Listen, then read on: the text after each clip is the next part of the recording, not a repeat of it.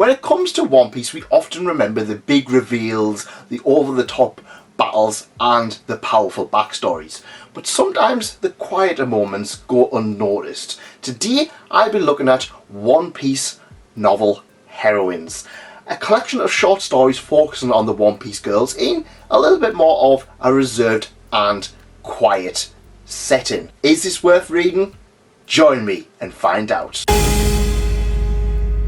Hello and welcome back to the channel. Today we are looking at One Piece Heroines, and this is a light novel based on One Piece that takes place during certain parts of the series. Now there are going to be some slight spoilers here, and when I say slight I mean spoilers from about 10 years ago, but join me as we look at Nami, Robin, Vivi and Perona, along with a few other characters on some quieter adventures.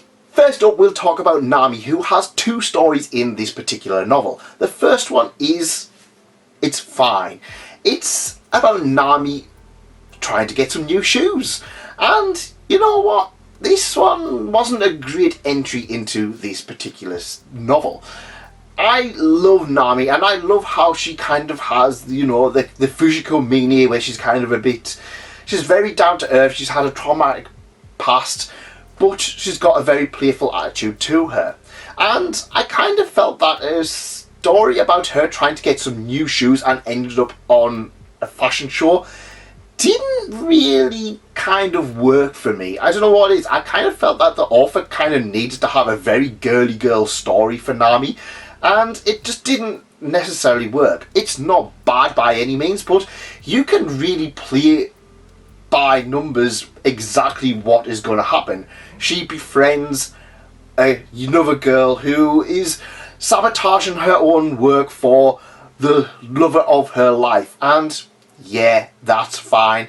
However, the story really feels like it's a Nami story. You could replace Nami by just about any other One Piece girl. In fact, if you replaced her with, say, Miss Valentine or Hina or Sadie-chan, you probably would have learned something new about them characters. With Nami, not so much. It just felt like a very by-the-book title that just didn't really work out for me. It's kind of just one of those weird, I don't know, it felt like a very self-insert fan fiction little story that just, I don't know, I kind of was hoping we'd get something decent out of it, but no.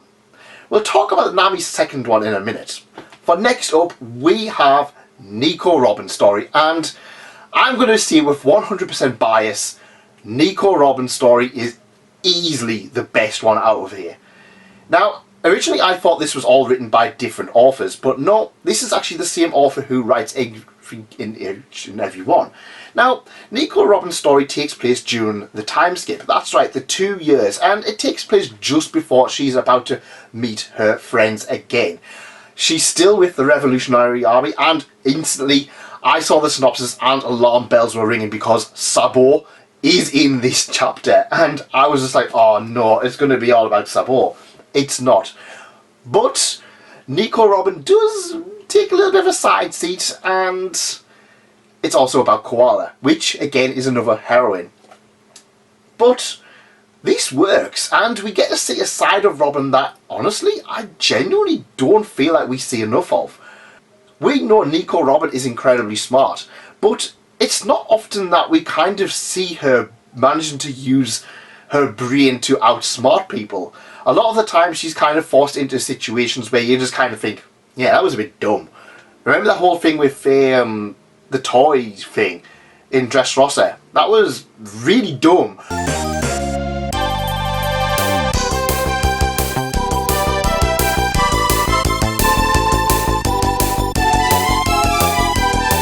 Feels like Oda constantly needs to nerf her in any kind of battle situation. But what we have here is a situation where she needs to use her powers of archaeology. And the story is basically about Koala trying to decipher a tablet, and Robin literally just walks over and just goes, I've never seen this before, but this is basically what it says.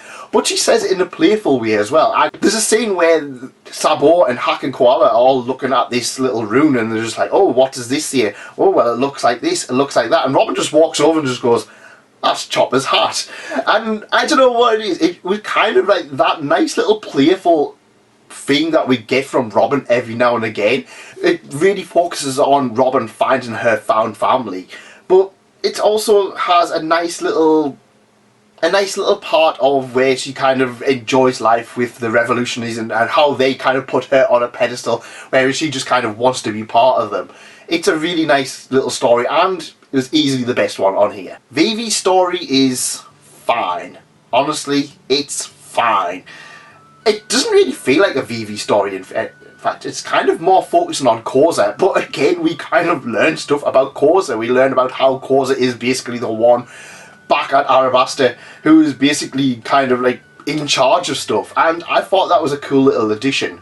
It's basically about a young boy who writes a love letter for Vivi, and we do get to have a lot of nice moments with Vivi, but let's face it, it's a Koza and this little filler character's story, and Vivi kind of just pops up at the beginning and the end to kind of show how of a good person, genuinely good person she is.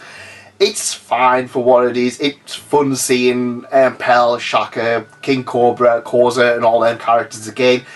I feel like if Robin's story wasn't so great, Vivi's I would have been a little bit more annoyed with it being less of a focus on her itself. There's not really much to say about it. It was kind of just a whatever title, but yeah, it was fun enough. Perona's story is, again, it's another one. It's Perona and Zoro and Mihawk, but we get to see a little bit more of the dynamic of them during the time skip, which is rather nice. Again, it's one of those ones where I don't like the fact that this is kind of advertised as a Heroines title, yet they still need to force kind of a lot of the other like male characters in. I don't know why, it just kind of like, it just felt like it was a little bit more demeaning, as if like the One Piece can't have the heroine characters do what they need to do. But Perona's story's fine. We don't really learn anything new about it, but we do learn a little bit more about the dynamic between her, Zoro and Mihawk, and Perona questioning a lot of things. And I love this because we see a lot of Perona just kind of being a brat, and even when after the time skip she still is quite a bit of a brat, but she does have quite a bit of maturing in here, and we do see a little bit of a softer side to Mihawk as he's kind of putting up with having these two kind of in his house.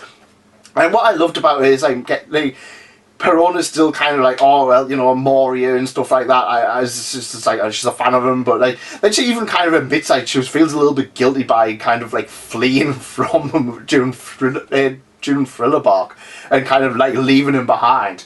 But she just say like she kind of questions like, what is this relationship between her, Zoro and Mihawk? She's like, we're not family, we're not exactly friends, but we're kind of more than just house buddies. And it was just kind of like, it was a nice little way of having a little change of dynamic for Perona. Kind of, she's almost finding her own little family of people who genuinely trust her and like her, compared to Moria, who kind of just seemed to use his crewmates and everything else and not have the same dynamic, but she still kind of respects and admires Moria for it. It's an interesting dynamic for Perona. We don't really learn anything new about her, but we do see a nice little different side to her, and it is nice to see her questioning things a little bit more and maturing. We also see a nice little side to Mihawk at the very end in a nice little twist as well. Finally, we come to Nami's second story, and I'm not going to go too in depth with it, but honestly, aside from Robin's, this was absolutely fantastic. This is the point of view of someone in a cage. Someone who has been sold time and time again until one day Nami frees them. And we genuinely got that Fujiko Mania kind of little aspect of Nami. We don't see Nami really going on trips and kind of just like, you know, stealing stuff anymore. It's always something that needs to be part of the bigger picture. And this is just a nice little mundane Nami story where she changes the life of somebody irreversibly. But it's only like 4 or 5 pages. It's a really short story. There is a massive twist at the end of it, which honestly was absolutely beautiful. And if anything else, read that one. Honestly, it kind of was insane for me. How I kind of felt like the author kind of read the first one and was just like, oh, it was done a little bit dirty, but yeah, this Nami second story was absolutely fantastic. It very much reminded me of like a Wandering Witch kind of episode where we kind of just have like something where it's a little bit of a twist, and that's kind of what I wanted. We have a lot of downtime, especially between the time skip, where we could have had some interesting stories for Nami, Robin, Vivi and Perona. And while they do have things a little bit safe, the last story and Robin's story are decent. I give some credit to Perona's. Nami's first one and Vivi's are kind of like whatever. Well, yeah, it's a nice different side to some of these characters that we kind of don't get to see, and the series will not let us see. I know order needs to kind of go at 100 miles an hour, but if I'm perfectly honest, I love the down-to-earth, day-to-day stuff from the Straw Hat Gang and some of the other characters. I like Perona a lot more from reading this than I would otherwise. We got to see a part of Robin that we never ever get to see in the main series, and it's fantastic. I would recommend One Piece Heroines to anybody who likes One Piece. I wouldn't see it as a good recommendation for people who are just getting into it, but if you want a great Robin and Perona story, definitely worth the price of admission alone. At least that's what I think. But if you like this, leave a like and consider subscribing. And if you want more light novels, go check out these videos up here. Absolutely fantastic light novel recommendation right here for you guys. I'll see you over there.